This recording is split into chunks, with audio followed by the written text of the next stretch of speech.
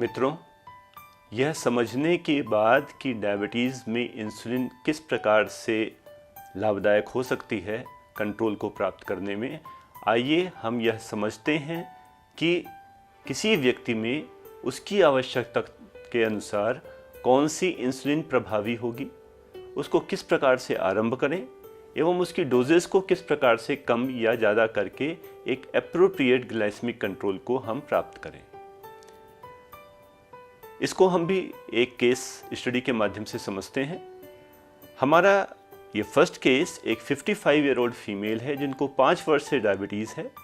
ये ओबीज हैं, BMI 29 से ज़्यादा है और ये ट्रिपल ड्रग थेरेपी पर, जिसमें metformin 2000 milligram per day, glimepiride 4 milligram per day, pioglitazone 15 milligram per day, इसको लेते हुए भी इनकी फास्टिंग आफ्टर ब्रेकफास्ट और आफ्टर लंच ब्लड ग्लूकोज सारी 200 मिलीग्राम % से ऊपर है।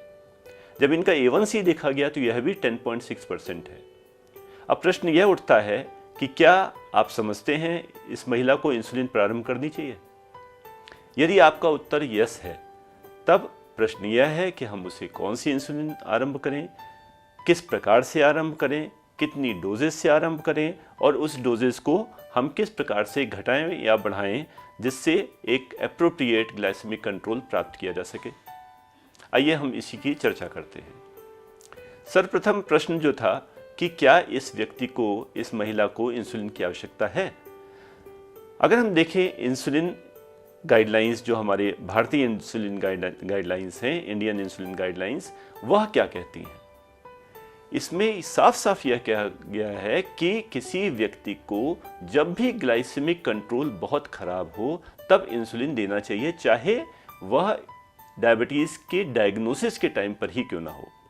यदि फास्टिंग PP ग्लूकोज वैल्यूज़ बहुत ज़्यादा हों, यदि HbA1c बहुत ज़्यादा हो, या अगर कोई क्रिटिकल कंडीशन हो जैसे systemic infection, sepsis, MI, diabetic ketoacidosis, pregnancy या पेरी ऑपरेटिव पीरियड्स, इन सब में भी डायग्नोसिस के समय पर भी हमें इंसुलिन देने की आवश्यकता पड़ सकती है यदि ग्लाइसेमिक कंट्रोल बहुत खराब हो। इसके अतिरिक्त किसी पुराने डायबिटिक व्यक्ति में यदि वो पहले से एंटी डायबिटिक मेडिकेशन ले रहा हो परंतु ग्लाइसेमिक कंट्रोल अभी जितना हमें चाहिए डिज़ायरेबल कंट्रोल में ना हो, फास्टिंग 150 से ज़्यादा हो, पोस्ट पैंडियल 200 से ज़्यादा हो, HbA1c 8.5 से प्लस हो, क्योंकि याद रहे हमारी जितनी भी एंटी डायबिटिक ड्रग्स हैं, ओरल ड्रग्स हैं, उनमें 1.5% से ज़्यादा कोई ड्रग HbA1c को घटा पाने में सक्षम नहीं होती। तो यदि 8.5% HbA1c है तो हम कोई भी एक फर्दर अगर एंटी डायबिटिक मेडिसिन जोड़ते हैं तो यह संभावना बहुत कम है कि वो 8.5 से 1.5 कम करके 7 के अंदर ला पाएगी। और याद रहे कि हमारा अनेकों पेशेंट्स में हमारा टारगेट HbA1c 6.5% होता है। तो इस प्रकार से यदि 2 या 3 दवाएं लेते हुए भी ग्लाइसेमिक कंट्रोल एप्रोप्रिएट नहीं है, तब हम इस व्यक्ति को भी हम इंसुलिन के लिए एक एप्रोप्रिएट कैंडिडेट मानेंगे। तो यदि हमको इंसुलिन इस व्यक्ति को, इस महिला को आरंभ करना है, तब उसके और क्या क्या लक्षण हैं जो हमें ये गाइड करेंगे कि हम कौन सी इंसुलिन सेलेक्ट करें। सर्वप्रथम हम HbA1c से यह गाइडलाइन प्राप्त करते हैं। इस स्लाइड में मोनियर्स ने एक बहुत अच्छा डाटा प्रोड्यूस किया था जिसमें यह देखा गया कि HbA1c वैल्यू जितनी कम, नॉर्मल लेवल 7%, और जितना बढ़ते बढ़ते वो 13-14% तक जाती है, तब उस HbA1c में फास्टिंग ब्लड ग्लूकोज का और पोस्ट प्रैंडियल ब्लड ग्लूकोज का कंट्रीब्यूशन अलग अलग होता है। जितना ब्लड ग्लूकोज वैल्यूज नॉर्मल के पास होती है, 7% HbA1c के पास होती हैं, इस 7% में पोस्ट प्रैंडियल वैल्यू का कंट्रीब्यूशन ज़्यादा होता है, जबकि जैसे जैसे हमारा HbA1c लेवल बढ़ता जाता है, अगर हम देखें इस कर्व में तो लेफ्ट साइड में 10% से ऊपर तक जाने पर ग्रीन बार्स जो हमारी फास्टिंग ब्लड ग्लूकोज बता रही हैं, तो फास्टिंग का कंट्रीब्यूशन ज़्यादा हो जाता है। अर्थात जितना अनकंट्रोल्ड होंगे उतना फास्टिंग का कंट्रीब्यूशन ज़्यादा होगा HbA1c के बढ़ाने में, और जितना हम नॉर्मल कंट्रोल के पास आते जाएंगे उतना पोस्ट प्रैंडियल का कंट्रीब्यूशन ज़्यादा होता जाएगा।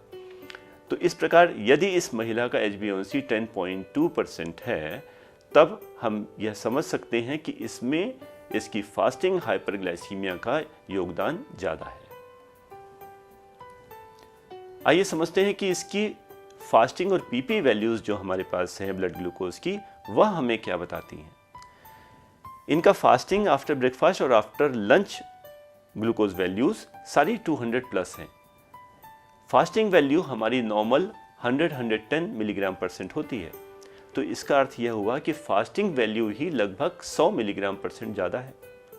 तो एक अनुमान के तौर पे हम ये कह सकते हैं कि यदि फास्टिंग वैल्यू को 214 से हम घटाकर 110 करीब ले आएँ, लगभग 100 के आसपास कम कर दें, तो शायद हमारी पोस्ट प्रांडियल वैल्यूज़ भी 100 के आसपास कम हो जाए। तो 232 आफ्टर ब्रेकफास्ट शायद 132 हो जाए, 227 आफ्टर लंच शायद 127 हो जाए। तो इस प्रकार केवल फास्टिंग वैल्यू, जो वास्तव में एक प्लेटफॉर्म बनाती है जिस पर पोस्ट प्रांडियल एक्सकर्शंस आते हैं, वह फास्टिंग वैल्यू का प्लेटफॉर्म अगर हम नीचे ले आते हैं तो उसके ऊपर होने वाले पोस्ट प्रांडियल एक्सकर्शंस भी कम हो जाएंगे। तो इस प्रकार जो ऐसे पेशेंट्स में जो पहला टारगेट है वह फिक्स फास्टिंग फर्स्ट, अर्थात फास्टिंग प्लाज्मा ग्लूकोज को सबसे पहले टारगेट करो और उसको नॉर्मल वैल्यू पे लाकर छोड़ो। जब फास्टिंग नॉर्मल कर लें तब हम पोस्ट प्रांडियल पे कंसंट्रेट करें। अब हमें यहाँ समझना ये पड़ेगा कि फास्टिंग हाइपरग्लाइसीमिया किस प्रकार उत्पन्न होता है। वास्तव में जो हमने इवनिंग डिनर दिया है वह डिनर 3, 4 या अधिक से अधिक 5 घंटे तक ब्लड ग्लूकोज रिलीज करेगा। तो 5 घंटे के बाद डिनर से प्राप्त होने वाला एक्सोजेनस ग्लूकोज का कंट्रीब्यूशन लगभग समाप्त हो जाएगा। तो यदि हम फास्टिंग ग्लूकोज सुबह देख रहे हैं और भोजन किए हुए रात का हमें 8-9 घंटे हो चुके हैं, तो इसका अर्थ यह हुआ कि उसमें रात के डिनर का कंट्रीब्यूशन न के बराबर होगा। और यह सारा का सारा जो फास्टिंग हाइपरग्लाइसीमिया है, यह वास्तव में हेपेटिक ग्लूकोज आउटपुट से, अर्थात जो लिवर के द्वारा एंडोजेनस ग्लूकोज प्रोडक्शन रात में और सुबह सुबह होता है, यह उससे होगा। यह हेपेटिक ग्लूकोज आउटपुट क्यों होता है? वास्तव में मॉर्निंग आवर्स में जैसे जैसे हम देख रहे हैं रात में एक्सोजेनस ग्लूकोज समाप्त होता जा रहा है, ब्रेन और आरबीसीज जैसे कुछ वाइटल ऑर्गन्स को ग्लूकोज सप्लाई बनाए रखने के लिए लिवर में ग्लाइकोजेनोलिसिस और ग्लूकोनियोजेनेसिस की प्रक्रियाएं आरंभ हो जाती हैं, यानी कैटाबोलिक प्रक्रियाएं, कैटाबोलिक प्रोसेसेस आरंभ हो जाते हैं। और यह कैटाबोलिक प्रोसेसेस इंसुलिन की बहुत थोड़ी डोज से सप्रेस हो जाते हैं। तो insulin in a very small dose is anti catabolic hormone. तो अगर हम थोड़ी डोजेस को भी हम रात में इस्तेमाल करते हैं तो वह इस कैटाबोलिक प्रोसेसेस को कम करके और जो मॉर्निंग का हेपेटिक ग्लूकोज आउटपुट है उसको कम करके फास्टिंग हाइपरग्लाइसीमिया को बहुत प्रभावी रूप से कम कर सकता है।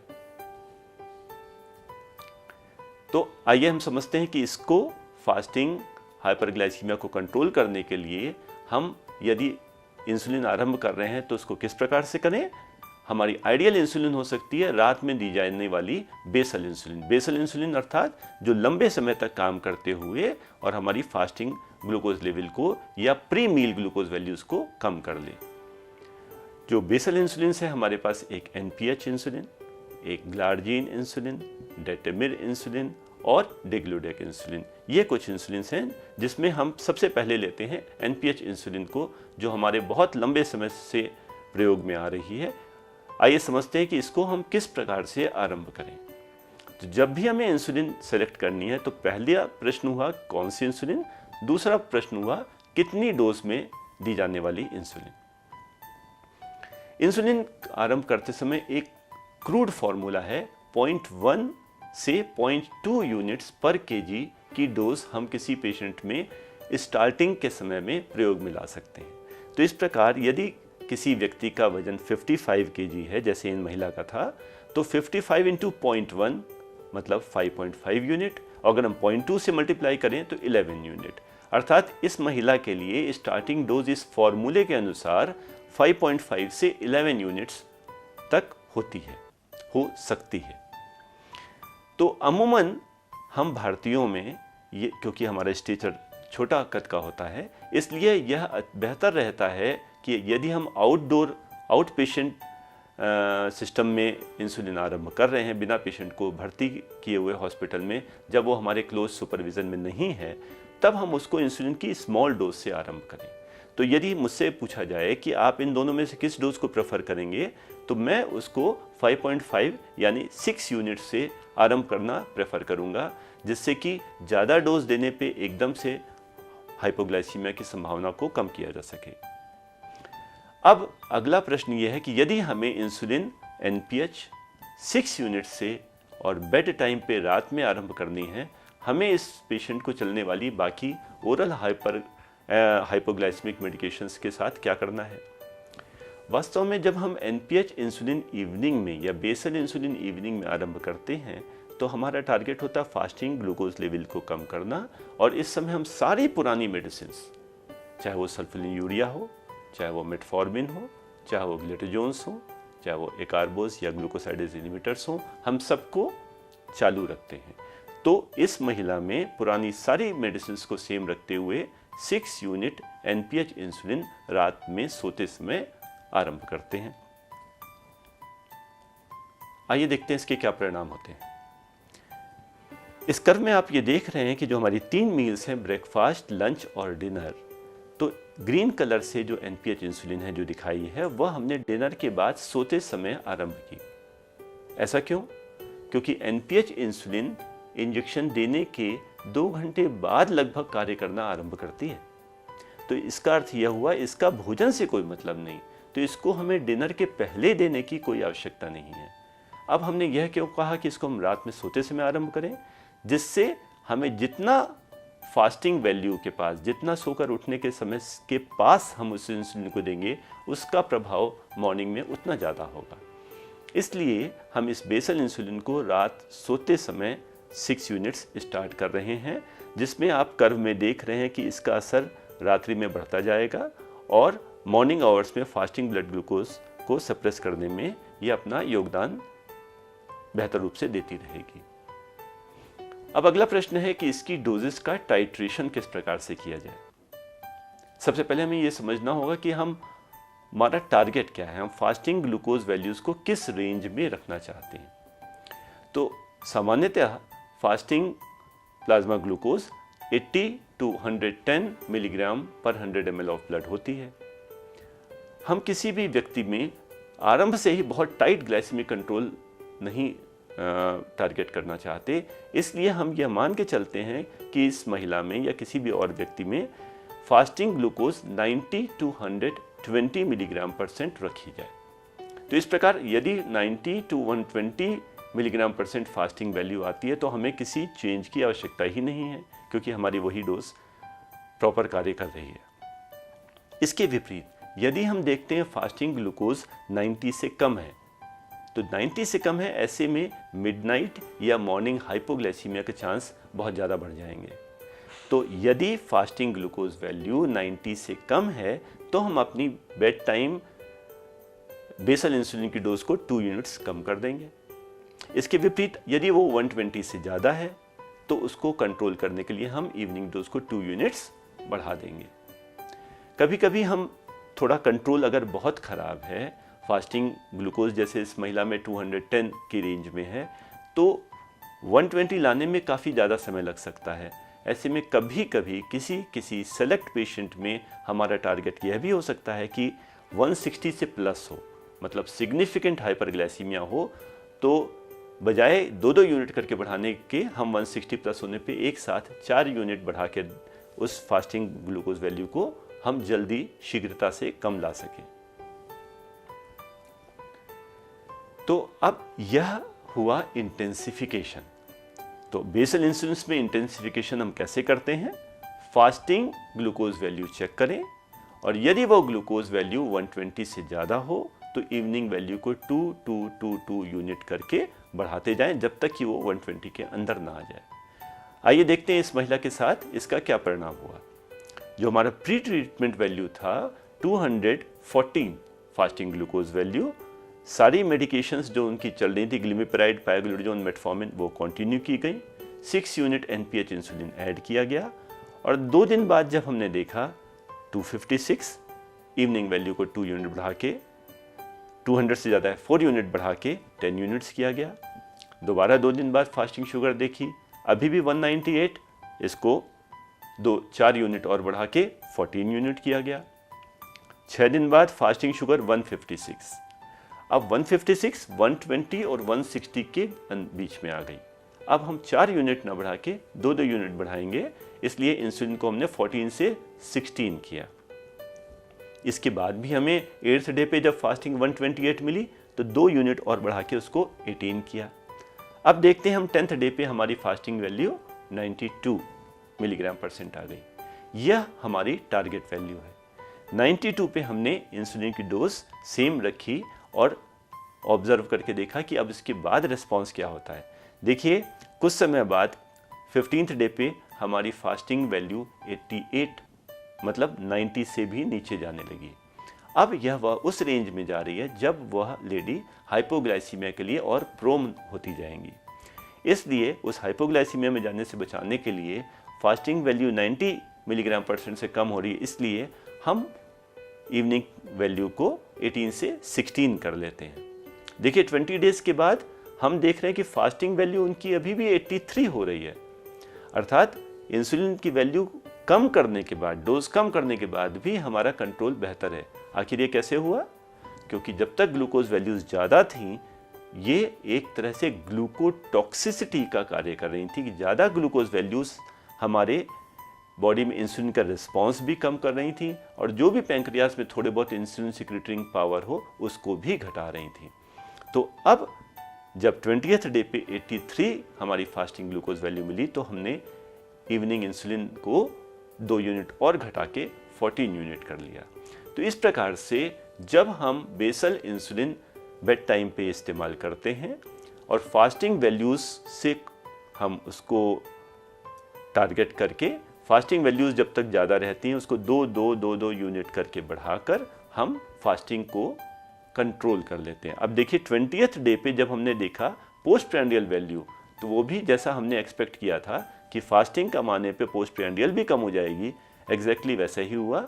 इस लेडी की पोस्ट प्रेंडियल ग्लूकोज वैल्यू भी 145 मिलीग्राम परसेंट मिली। जब हमने किसी व्यक्ति में एक एप्रोप्रिएट ग्लाइसेमिक कंट्रोल प्राप्त कर लिया तो काम वहीं समाप्त नहीं होता। जैसा हमने अभी इस बात की चर्चा की कि ग्लूकोज वैल्यूज नॉर्मल आने पे इंसुलिन की सेंसिटिविटी बढ़ जाती है, इंसुलिन ज़्यादा प्रभावी हो जाती है, जो मेडिकेशन पहले काम नहीं कर रही थी वह भी ज़्यादा प्रभावी हो जाती हैं। इसलिए इस समय हमें मॉनिटरिंग और सावधानीपूर्वक करनी होगी। अब हमें न केवल फास्टिंग वैल्यू के बल्कि मिडनाइट वैल्यू को भी देखना होगा, क्योंकि याद कीजिए एनपीएच के कर्व में हमने देखा था कि एनपीएच का कर्व इंजेक्शन के बाद से बढ़ते बढ़ते 6 to 8 आवर्स पे पीक इफेक्ट पे आता है। तो यदि हमने रात में 10 बजे भी इंजेक्शन लिया तो 10 बजे से 6 to 8 आवर्स का मतलब हुआ कि हमारा 4 बजे से 6 बजे मॉर्निंग आवर्स में इंसुलिन का पीक इफेक्ट है और उस वक्त हमारा डिनर का एक्सोजेनस ग्लूकोज सप्लाई समाप्त हो चुकी है और मॉर्निंग ब्रेकफास्ट अभी मिला नहीं है। तो इस प्रकार यह एनपीएच इंसुलिन लेने पे मिडनाइट या अर्ली मॉर्निंग हाइपोग्लाइसीमिया का चांस बढ़ जाएगा। तो इसलिए ऐसे व्यक्तियों में हम जब एप्रोप्रिएट कंट्रोल के पास आ रहे हों तो यह बहुत आवश्यक है कि हम मिडनाइट ब्लड ग्लूकोज करके देखें 2 to 4 AM के बीच में, और उसको 100 मिलीग्राम परसेंट के नीचे बिल्कुल ना जाने दें। 100 मिलीग्राम परसेंट के नीचे जाना एक सोते हुए पेशेंट में हाइपोग्लाइसेमिक सिम्टम्स को पहचान नहीं पाएगा और वह उसके लिए फैटल तक हो सकता है।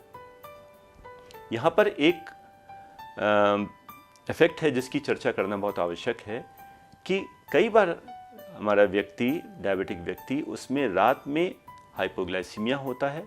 जब कभी भी हाइपोग्लाइसीमिया हुआ तो शरीर उस हाइपोग्लाइसीमिया से बचने के लिए कुछ रिएक्टिव रिस्पॉन्सेस उत्पन्न करता है।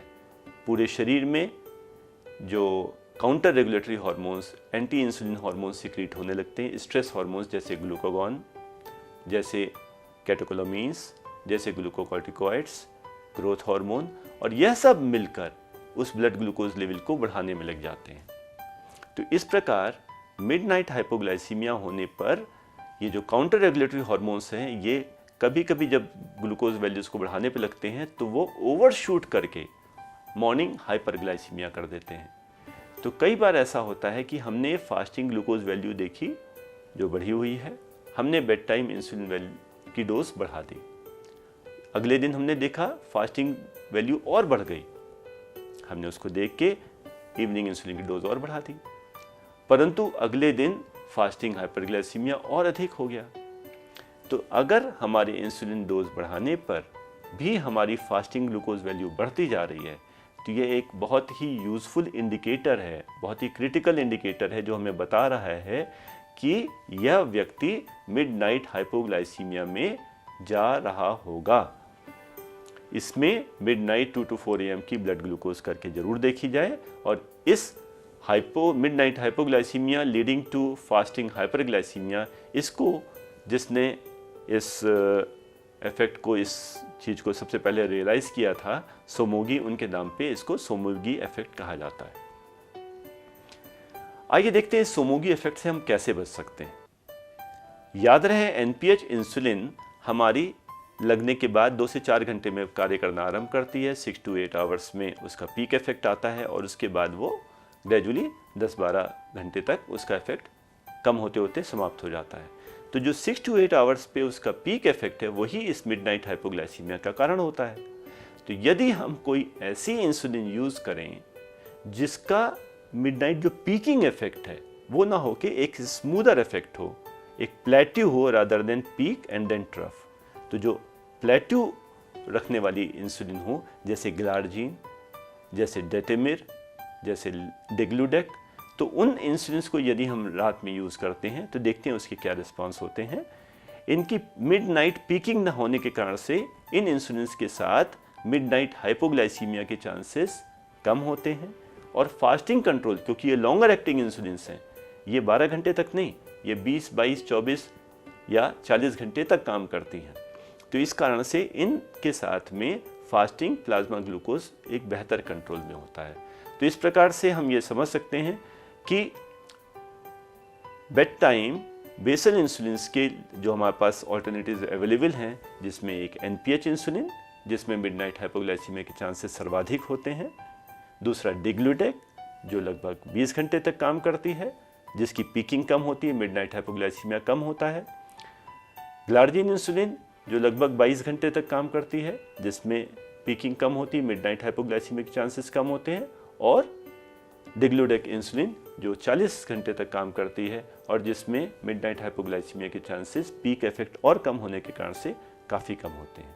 तो इस प्रकार से मित्रों, वह व्यक्ति जो अनकंट्रोल्ड हो, ओरल मेडिकेशन से उचित प्रकार से कंट्रोल ना प्राप्त कर पा रहा हो, जिसमें फास्टिंग हाइपरग्लाइसीमिया प्रिडोमिनेंटली हो, चाहे फास्टिंग प्लाज्मा ग्लूकोज वैल्यू ज़्यादा हो या HbA1c बहुत ज़्यादा हो, यह आइडियल कैंडिडेट्स हैं बेड टाइम बेसल इंसुलिन के इस्तेमाल के लिए, और इससे हम इनमें से काफ़ी पेशेंट्स को एक एप्रोप्रिएट ग्लाइसेमिक कंट्रोल प्राप्त करने के लिए बहुत ही सफलतापूर्वक प्रयोग में ला सकते हैं। धन्यवाद।